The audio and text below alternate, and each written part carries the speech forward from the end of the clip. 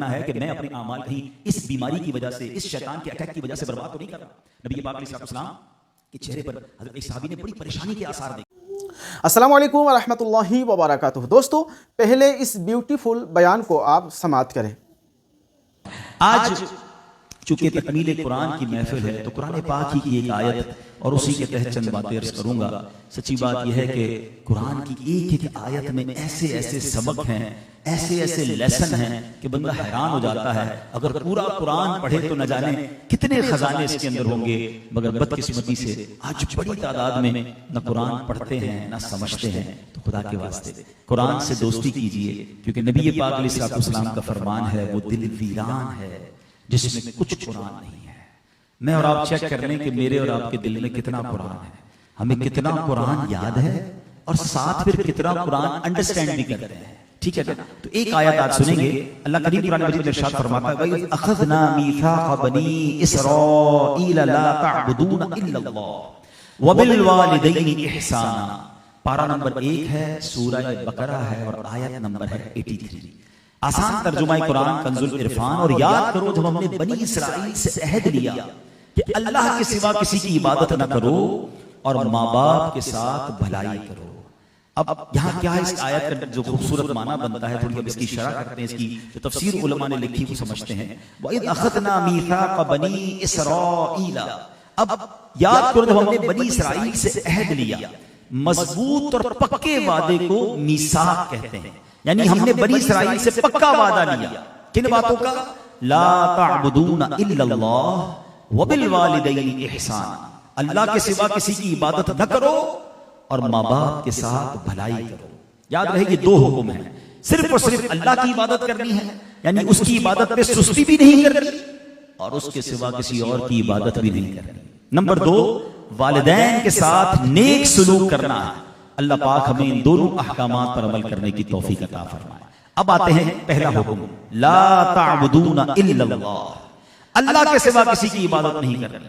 ठीक है, तो इससे इबादत सिर्फ अल्लाह की करनी है, किसी के आगे सजदा नहीं करना, न किसी की दस्तार को, न किसी के मजार को। याद रखिए, गैर खुदा को सजदा अगर ताज़ीम की नीयत से भी किया जाए तो ये हराम और जहन्नम में ले जाने वाला काम है। और माद अल्लाह को इबादत की नीयत से करे तब तो ये शिर्क हो जाएगा। अब यहाँ ये एक और बात समझ लीजिए, कुछ यकीनन जहालत की वजह से, इल्म ना होने की वजह से लोग मज़ारात पर ऐसा करते नजर आते हैं। अव्वल तो वो सजदा नहीं करते, वो सर झुकाते हैं, चौखट को चूमते हैं, लोग उसे सजदा कहते हैं और कहते हैं देखो ये शिर्क हो रहा है। तो पहले शिर्क की तारीफ समझ लीजिए। आप एक भी कोई भी औलिया अल्लाह से मोहब्बत करने वाला, कोई भी मज़ार औलिया पर जाने वाला किसी एक बंदे से भी पूछ लें कि क्या साहिबे मज़ार को तुम इबादत के लायक समझते हो, आपको पूरी दुनिया में कोई एक नहीं मिलेगा। तो अब इसका मतलब तो ये हुआ कि उन पर शिर्क का फतवा लगाना सरासर गलत है। शिर्क तो जब होगा ना जब इबादत के लायक समझ कर कोई सजदा करे। ऐसा आपको पूरी दुनिया में कोई नहीं मिलेगा। अगर कोई है तो यकीनन वो मुशरिक हो गया। अब जो सजदाए ताज़ीमी भी करता है वो भी गलत, जहन्नम में ले जाने वाला काम, मगर वो शिर्क नहीं है, वो हराम है। इन दोनों चीजों में फर्क करना बहुत जरूरी है। अब यहाँ एक और बात, अल्हम्दुलिल्लाह शिर्क से तो हम महफूज हैं, लेकिन एक बड़ा खतरनाक अमल है जिसको हदीसों में शिर्क असगर कहा गया है। उससे बहुत बड़ी तादाद में मुसलमान मुब्तला। शिर्क अकबर कह लें, जो जिसको प्रॉपर शिर्क कहते हैं, वो तो यही है कि किसी को भी अल्लाह की तरह इबादत के लायक समझना या अल्लाह की सिफात में उसको उसी तरह शरीक समझना, तो फिर तो वो शिर्क हो गया। लेकिन जो शिर्क असगर है, ये इतना खतरनाक शैतान का वार है जो आज मुसलमानों में यूं कहूं कि मेजॉरिटी में आ गया है। और उसमें नेक लोग जो बज़ाहिर नजर आने वाले उलमा हैं, नेक हैं, हम जिस कैटेगरी में लोग बैठे, हम भी इसमें मुब्तला हो सकते हैं। हम सबको डरना है, और वो है रियाकारी। क्या है? उर्दू में उसको रियाकारी भी कहते हैं, दिखलावा, यानी इबादत लोगों को दिखलाने के लिए करना। अब जरा हदीस पाक में सुने, एक मरतबा एक शख्स नबी पाक अलैहिस्सलाम की बारगाह में हाजिर हुआ। अर्ज़ किया, या रसूलल्लाह, मैं अल्लाह पाक की रिजा के लिए नेक अमाल करता हूं, इसमें मेरी नीयत सिर्फ अल्लाह की रिजा होती है, मगर जब मेरी नेकी जाहिर हो जाती है और लोगों को मेरे अमाल का पता चल जाता है तो मैं खुश होता हूं। अच्छा, ये याद रखिए कि हम नहीं बताएं और लोगों को पता चल जाए फिर कोई हरज नहीं है। लेकिन नबी पाक अलैहिस्सलाम जब ये बात हो रही थी तो एक आयत करीमा नाज़िल हुई। इरशाद होता है, फमन कान यरजू लिक़ा रब्बिही फलयअमल अमलन सालिहन वला युशरिक बिइबादति रब्बिही अहदा तो जो अपने रब से मुलाकात की उम्मीद रखता हो उसे चाहिए कि नेक काम करे और अपने रब की इबादत में किसी को शरीक न करे। इबादत करनी है अल्लाह के लिए करनी है, नमाज पढ़नी है अल्लाह के लिए पढ़नी है, सदका देना है अल्लाह के लिए करना है। लोगों को दिखाने के लिए अगर कोई नेकी कर रहा है तो वो अपने आमाल को जाया कर रहा है। अब शैतान मरदूद का वार समझिए, पहले पता है वो क्या चाहता है कि हमसे बड़े बड़े गुनाह करवा ले। सबसे पहले तो शैतान मरदूद की आप प्लानिंग समझिए। आज देखिए ना, पिछले दिनों हमने कुछ जंगें एक्सपीरियंस की हैं, बहुत सारी जंगें हमने देखी, हमारे मुल्क में भी हुई, बराबर वाली कंट्री में भी हुई।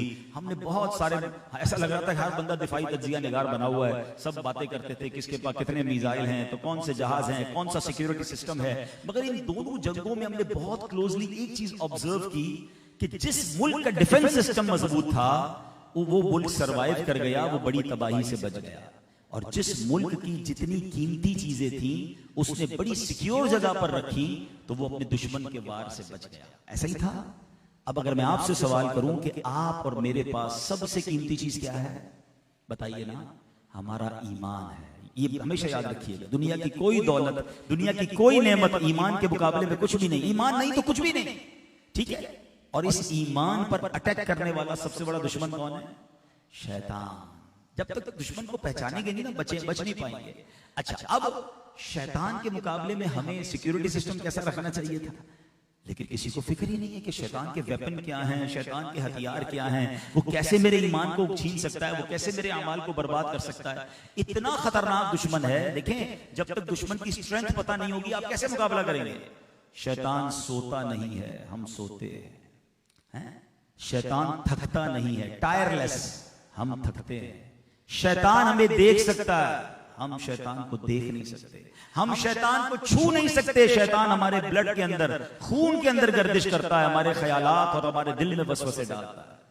इस कदर खतरनाक दुश्मन है, बट नोबडी केयर्स। बात भी नहीं करते लोग, सोचते भी नहीं कि यार इसके हमले क्या है, ये कैसे मेरे ईमान छीन सकता है। देखिए, वो मरदूद हुआ है अल्लाह की बारगाह से और वो चाहता है मैं मुसलमानों को भी जहन्नम में अपने साथ ले जाऊं। तो अपने ईमान बचाने की फिक्र कीजिए। और उसी शैतान के कामों में पता है शैतान पहले क्या चाहता है, हमसे कुछ बड़े गुनाह करवाए, कत्ल करवा दे, शराब पिला दे, जुआ करवा दे, किसी मुसलमान पर ज्यादती करवा दे, बड़े बड़े गुनाह करवाए। जब ये देखता है ना यार ये इतने बड़े गुनाह नहीं कर रहा, फिर ये चाहता है कि ये बंदा नेकियां छोड़ दे, है नमाज छुड़वा दूं, रोजे छुड़वा दूं, ज़कात छुड़वा दूं, हज ना करने दूं, है नेकी ना करने दूं। मगर जब ये देखता है ना कि ये नेकी भी नहीं छोड़ रहा, ये तो नमाजी है, ये तो रोजादार है, इतना मरदूद है, फिर भी नहीं थकता। अब ये दूसरा राउंड अबाउट घूम के आता है, कहता है अच्छा नेकी कर रहे हो ना, कर लो, अब मैं तुम्हारी नेकी जाया करवा दूंगा। और वो कैसे जाया करवाता है? अब ये गलती हमसे करवाता है जिसको शिर्क असगर कहा गया, कि वो दिखलावे की बीमारी में मुब्तला कर देता है। बंदा नमाजें पढ़ रहा है, लोगों को बता रहा है, रोजे रख रहा है, लोगों को बता रहा है, हज कर रहा है, लोगों को और इसलिए बता रहा है कि मेरी वाह वाह हो। अच्छी नीयत है तो अलग बात है। अब गौर ये करना है कि मैं अपने आमाल कहीं इस बीमारी की वजह से, इस शैतान के अटैक की वजह से बर्बाद तो नहीं कर रहा। नबी पाक अलैहिस्सलाम के चेहरे पर हजरत एक सहाबी ने बड़ी परेशानी के आसार देखे, तो नबी पाक से अर्ज किया, मेरे बाबा आप पर कुर्बान, या रसूलुल्लाह ये परेशानी के आसार आपके चेहरे पर क्यों हैं? उम्मत से मोहब्बत फरमाने वाले आका, फिक्र उम्मत में गमगीन रहने वाले आका सल्लल्लाहु अलैहि वसल्लम ने फरमाया, एक मामला है जिसका मुझे अपनी उम्मत के मुताल्लिक खौफ है। 1450 साल पहले वो हमारे बारे में परेशान थे। फरमाते हैं, अर्ज किया गया या रसूलल्लाह वो क्या मामला है? फरमाया शिर्क और खुफिया ख्वाहिश। मैंने अर्ज की या रसूलल्लाह सल्लल्लाहु अलैहि वसल्लम क्या आपकी उम्मत शिर्क में मुब्तला हो जाएगी? सुनिए नबी पाक ने फरमाया, ऐ शद्दाद मेरी उम्मत सूरज, चांद और पत्थरों की पूजा नहीं करेगी, मगर मेरी उम्मत अपने आमाल में दिखलावा करने लगेगी। यहाँ एक पॉजिटिव चीज भी आ गई कि नबी पाक ये फरमाते मेरी उम्मत शिर्क में मुब्तला नहीं होगी। तो जो इस उम्मत पर शिर्क के फतवे लगाते हैं उन्हें भी जान लेना चाहिए कि ये उम्मत वो वाले शिर्क में मुब्तला नहीं है कि अल्लाह के सिवा किसी और की इबादत करे। हाँ, ये वाला जो प्रॉब्लम है ये वाकई बड़ा खतरनाक है कि वो दिखलावे में मुब्तला हो जाएंगे, लोगों में रियाकारी करने लग जाएंगे। अल्लाह अकबर। नबी पाक से सहाबी कहते हैं, या रसूलल्लाह क्या रियाकारी शिर्क है? फरमाया हाँ, रियाकारी शिर्क है, यानी शिर्क असगर है। मैंने अर्ज की या रसूलल्लाह सल्लल्लाहु अलैहि वसल्लम खुफिया ख्वाहिश क्या है? फरमाया मेरा कोई उम्मती रोजा रखे मगर किसी दुनियावी ख्वाहिश की वजह से रोजा तोड़ दे। अब यहां मैंने और आपने गौर करना है, खुदा नेकियां जरूर कीजिए, मगर इन नेकियों की हिफाजत भी कीजिए। आप समझिए ये मेरा माल है, जिस तरह अपनी करेंसी की हिफाजत करते हैं ना, हैं? एक एग्जाम्पल के जरिए रियाकारी को समझाता हूं। एक शख्स था, उसकी बच्ची पैदा हुई। आजकल माशाल्लाह लोग प्लानिंग करते हैं, बच्ची के पैदा होने पर परेशान नहीं होना चाहिए, जिस रब ने बेटी दी है वही इंशाल्लाह इंतजाम करेगा। मगर वालिद ने अच्छी प्लानिंग की, बच्ची बड़ी होगी तो जाहिर है उसकी शादी भी करनी है, उसके अच्छे मुस्तकबिल के लिए उसने अपने घर में एक लकड़ी का बॉक्स बनवाया और रोजाना अपनी कमाई में से अंदाज एक मिसाल के तौर पे कह रहा हूं 500 रुपए उसमें डाल देता था रोजाना। 1 साल गुजरा, 2 साल गुजरे, 5 साल गुजरे, 10 साल गुजरे, बड़ा सा बॉक्स था। और अब सोचने लगा कि बच्ची अब 17-18 साल की हो गई है, अब इस बॉक्स को खोलूंगा तो इंशाल्लाह लाखों रुपए इस बॉक्स में होंगे, मेरी बच्ची की शानदार तरीके से शादी करूंगा। पूरा 17-18 साल तक अपनी ख्वाहिश मारता रहा, कभी जी चाहा कि अच्छे खाने खाऊं, कभी जी चाहा कि अच्छी खुशबू लूं, नहीं बेटी के लिए 500 रुपए तो उसमें डालने हैं। 18 साल बाद जब उसने उस बॉक्स को खोला तो उसका दिल, उसका कलेजा मुंह को आ गया कि उसने उस बॉक्स को दरमियान में कहीं नहीं खोला था, तो उसमें एक सुराख हो चुका था जिससे दीमक दाखिल हुई और वो तमाम नोट उसके खा गई थी। उसकी 17-18 साल की कमाई जीरो हो गई। उस वालिद की जगह अपने आप को रखकर सोचिए जरा, कितना दुख हुआ होगा। मगर ये मैंने एक मिसाल दी है। रियाकारी पता है क्या है? वो इससे बड़ा सदमा है। क्यों? ये वालिद अब भी किसी से कर्ज लेकर अपनी बच्ची की शादी कर सकता है, अभी मरा नहीं है, और पैसे कहीं ना कहीं से कमा सकता है, मेहनत कर सकता है। मगर अब सोचे वो बंदा जो सारी जिंदगी नमाजें पढ़े, सर्दी में वुजू भी करके नमाजें पढ़े, गर्मी के रोजे भी रमजान के रखे, सारा हर साल ज़कात भी दे, हज भी करे, बड़ी नेकियां करे और बड़ी मुश्किल से करे, और उसमें साथ नियत अल्लाह की रिजा ना हो, दिखलावा हो। और जब कयामत के दिन बारगाह इलाही में पेश हो, उसको बड़ी उम्मीद हो कि सारी जिंदगी की नमाजें, रोजे, हज और जनाब सदके लेकर आया हूं, और जब नामा अमाल खोला जाए तो उसे कहा जाए कि तुम्हारा कोई भी अमल मकबूल नहीं है, जाओ अपने अमल की जजा उससे लो जिसके लिए नेकियां की थी। खुदा की कसम बताइए उस दिन कितना पछतावा होगा उस शख्स को, क्योंकि सारी जिंदगी की नेकियां बर्बाद हो गई। अब कोई तरीका भी नहीं है नेकी करने का, अब कोई आसरा भी नहीं है कि वो नेकियां रिगेन की जा सके, वो सब कुछ नल एंड वॉइड और डिलीट हो चुका होगा। ये है रियाकारी। Try to understand. उलमा कहते हैं इखलास, रियाकारी के अगेंस्ट में क्या अपनाना? इखलास अपनाना है। इखलास की तारीफ यह है कि जिस तरह बंदा अपने गुनाहों को छुपाता है ना, इस तरह अपनी नेकियों को छुपाए। अब बताइए हम में से कौन है जो चाहते हैं मेरे गुनाह लोगों को पता चले? कोई भी नहीं चाहता, बिल्कुल चाहना भी नहीं चाहिए, बताना भी नहीं चाहिए। अगर हो भी गए तो अल्लाह से माफी मांगनी है। लेकिन जिस तरह गुनाह चाहते हैं ना किसी को पता ना चले, ऐसे नेकियां भी तो कमाइए ना। हमारे असलाफ में कई ऐसे बुजुर्गाने दीन गुजरे जो हर महीने गरीबों की मदद करते थे। उन गरीबों को पता नहीं होता था कि मदद कौन कर रहा है। उन बुजुर्ग के इंतकाल के बाद उन गरीबों ने कहा हमारे पैसे क्यों नहीं आ रहे, हमारा राशन क्यों नहीं आ रहा? तो पता चला फलां बुजुर्ग थे जो सालों से तुम्हारी मदद कर रहे थे, अब उनका इंतकाल हो गया इसलिए मदद बंद हो गई है। यानी उनको वर्षों तक ये पता नहीं चलने दिया उन्होंने कि मदद करने वाला कौन है। हम कभी ऐसी मदद करते हैं? हम तो मदद करें तो कहते हैं भाई दुआ में मत भूलना, बल्कि मदद करने के बाद कितनी बार तो उसे याद दिलाते हैं, हाँ भाई याद है ना नौकरी, चप्पल पहन के आया था मेरे पास, मैंने नौकरी दिलाई थी, भूल तो नहीं गया, कर्जा मैंने दिया था, तेरी बहन की जब शादी थी तो जहेज मैंने दिलाया था, एहसान याद है कि नहीं? अल्लाह अकबर, ये तो सदका देके जाया भी कर दिया और उस गरीब का दिल भी तोड़ दिया, और न जाने कितनी बार दिल तोड़कर उल्टा गुनाहगार हो गए। अरे यार अल्लाह के लिए सदका करें, अल्लाह के लिए मदद करें, अल्लाह के लिए नेकी करें। ये टॉपिक बहुत बड़ा है, इस पर तो घंटों गुफ्तगू हो सकती है। बस एक सवाल करके मैं सेकंड टॉपिक की तरफ आ जाता हूं जो कुरान की आयत में दूसरा भी वादा था। एक सवाल भी मैं अपने आप से भी कर रहा हूं और आपसे भी कर रहा हूं, मुझे पता नहीं चल, अगर मुझे सोशल मीडिया पे लाइव सुन रहे हैं उनसे भी सवाल कर रहा हूं। मेरे और आपके पास ऐसी कितनी नेकियां हैं जो सिर्फ मैं जानूं और मेरा रब जाने? ये सवाल जरूर कीजिएगा अपने आप से। शायद आप गौर करेंगे ना तो हमने अकेले में जो अमाल किए होंगे ना, तहज्जुद तो अकेले में बंदा पढ़ता है ना, हैं? नफली रोजे तो देखें, रोजे को बातनी इबादत क्यों कहते हैं कि मैं जब तक नहीं बताऊंगा आपको नहीं पता चलेगा कि मैं रोजे से हूं। नमाज तो सबके सामने पढ़नी है, रोजा तो आपकी बातनी इबादत है ना। मगर हमारा प्रॉब्लम यह है कि हम कुछ भी कर लें, हमारा जी चाहता है कि किसी तरह सामने वाले को बता दें। तहज्जुद भी पढ़ ली है, अब दिन में पेट में दर्द हो रहा है, यार तहज्जुद पढ़ी आज बताऊं तो सही किसी को, यार बहुत थका हुआ हूं भाई। खैरियत से क्यों थके हुए? वो मैं तहज्जुद से उठ जाता हूं ना। अच्छा तहज्जुद भी पढ़ते हैं, ओ बस साढ़े पैसे वसूल हो गए, इसको पता चल गया कि मैंने तहज्जुद पढ़ी। ओ अल्लाह के बंदे, तहज्जुद डिलीट हो गई।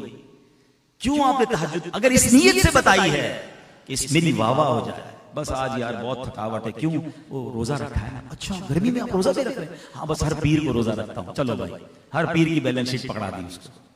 क्यों? अपने आप से पूछे ना नीयत क्या है।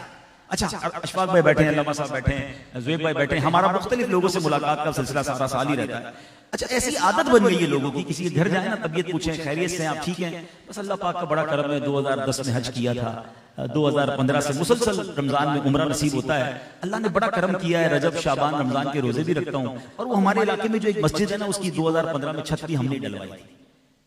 मैंने तो तबीयत पूछी थी आपसे, आपने 15 साल की बैलेंस शीट पकड़ा दी है, लीजिए मेरी सारी नेकियां। खुद सोचिए। अच्छा हिम्मत नहीं होती है, लेकिन चले मैं आज आपके सामने सवाल कर लेता हूं, उसके सामने तो सवाल करने की नीयत नहीं होती कि हजरत आपको 15 साल पुराना हज याद है, कल झूठ बोला था वो याद है? हैं? आज सुबह मोबाइल फोन जब खोला था कुछ नजर ऐसी पड़ी थी जो नहीं देखना चाहिए था, वो याद है?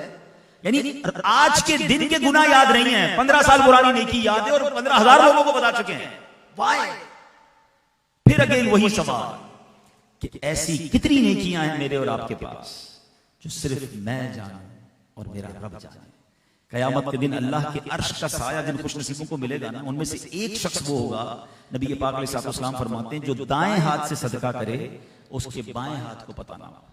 हम दाएं हाथ से सदका करते हैं, पूरे दोराजी कॉलोनी को पता होता है, और उसके बाद पूरे शहर कराची को, पूरी दुनिया, क्योंकि सोशल मीडिया, पहले कहते हैं नेकी कर दरिया में डाल, अब तो नेकी कर सोशल मीडिया पे डाल। सोचिए जरूर। और यही नबी पाक ने फरमाया था कि मेरी उम्मत पर मुझे खौफ इस चीज का है, और आज इतना इब्तिला है, इतना हम सारे इसमें पड़ गए। अल्लाह करे अल्लाह इखलास नसीब कर दे। आखिरी बात कर लूं इस मौजू पर, क्योंकि मरदूद है ना, ये उसका प्यार है। अब उसको कितनी तकलीफ होती है कि यार ये तो मेरा वार बता दिया इनको, ये बच जाएंगे, तो अब ये एक और अटैक करेगा आपके ऊपर। अब वो अटैक क्या कर भी चुका होगा, हो सकता है कि यार ये मौलाना साहब बिल्कुल ठीक कह रहे हैं, वो फला बंदा है ना बहुत दिखलावा करता है, वो फला आदमी है ना हर चीज सोशल मीडिया पे डालता है, वो अपने आप को हाजी भी कहता है और हर किसी को हज बताता है। आप देखें कि मैं आपसे और मुझसे बात कर रहा हूं और हमें शैतान किसी और को याद दिलवा रहा है। एक फार्मूला याद रखें, वी हैव नो पैरामीटर, मेरे और आपके पास कोई पैमाना नहीं कि मैं किसी के दिल की नीयत को चेक करूं कि दिखलावा कर रहा है या अल्लाह की रजा के लिए बता रहा है। मुझे और आपको अपने आप को चेक करना है, किसी और को नहीं, कि मुझे क्यों दिल में चाहता है कि मेरी नेकियां पता चले, मेरी वाह वाह हो। ये शिर्क असगर कहा गया। सो दोस्तों, आपने बयान को सुना, ये बयान आपको कैसा लगा कमेंट करके ज़रूर बताइएगा, और हाँ अगर ये वीडियो आपको पसंद आई तो लाइक भी कीजिएगा।